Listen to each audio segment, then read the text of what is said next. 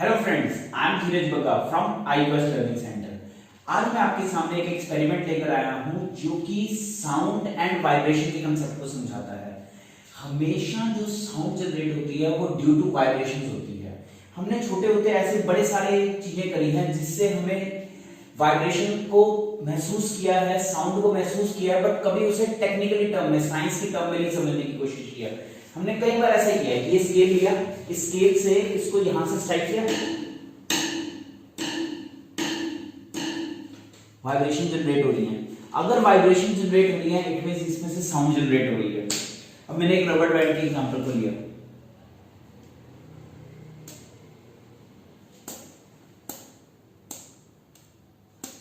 इसमें मैंने क्या किया, उसकी अपनी बी पोजीशन से डिस्टर्ब किया, तो उसकी वजह से क्या हुआ, वाइब्रेशन जनरेट हुई। और वाइब्रेशन जनरेट हुई है तो आपको एक आवाज सुनाई दी है, दैट इज कॉल्ड साउंड। इसी एक्सपेरिमेंट को अब मैं बताना चाहूंगा कि जो वाइब्रेशंस होती हैं वो तीनों मीडियम में पास होकर हमें सुनाई दे सकती हैं, सॉलिड्स, लिक्विड एंड गैस। एक एक्सपेरिमेंट करते हैं, फिर उसके बारे में थोड़ा सा और डिस्क्राइब करता हूं। उसके लिए मैंने क्या किया कि एक ट्यूनिंग फॉर्क लिया, मेरे पास ट्यूनिंग फॉर्क का पूरा सेट था। उस ट्यूनिंग फॉर्क में से मैंने एक ट्यूनिंग फॉर्क उठाया और उस ट्यूनिंग फॉर्क को मैंने एक जगह पे स्ट्राइक करूंगा। स्ट्राइक करने पर मैं इसको यहां रख दूंगा। यहां रखने पर यानी ये सॉलिड है, इस सॉलिड में से वाइब्रेशन आपको सुनाई देगी, वाइब्रेशन जनरेट होगी और वाइब्रेशन जनरेट होने की वजह से साउंड आपको सुनाई देगी।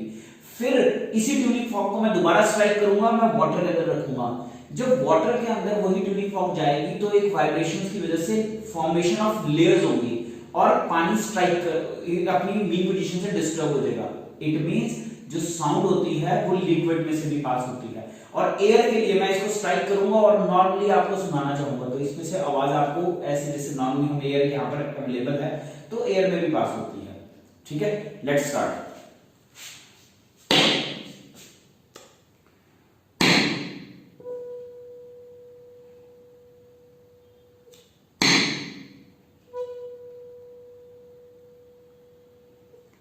Have you heard the voice?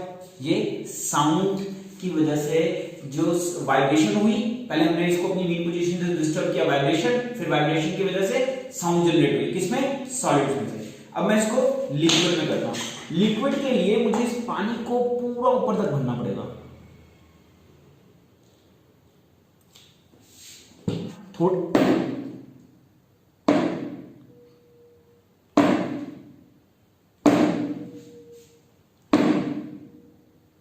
पानी की लेयर डिस्टर्ब हो रही है,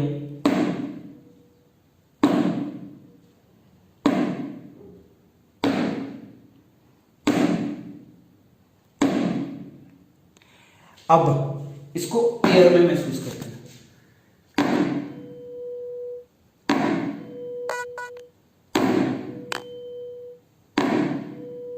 ये मैं अपने फोन के माइक के पास लेकर आया हूं ताकि एयर में भी आपको इसका इंपॉर्टेंस समझ आया कि एयर में भी ये ट्रेवल करती है।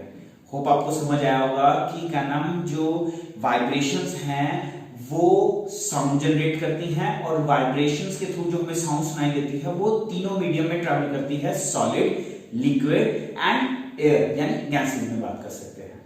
Thank you.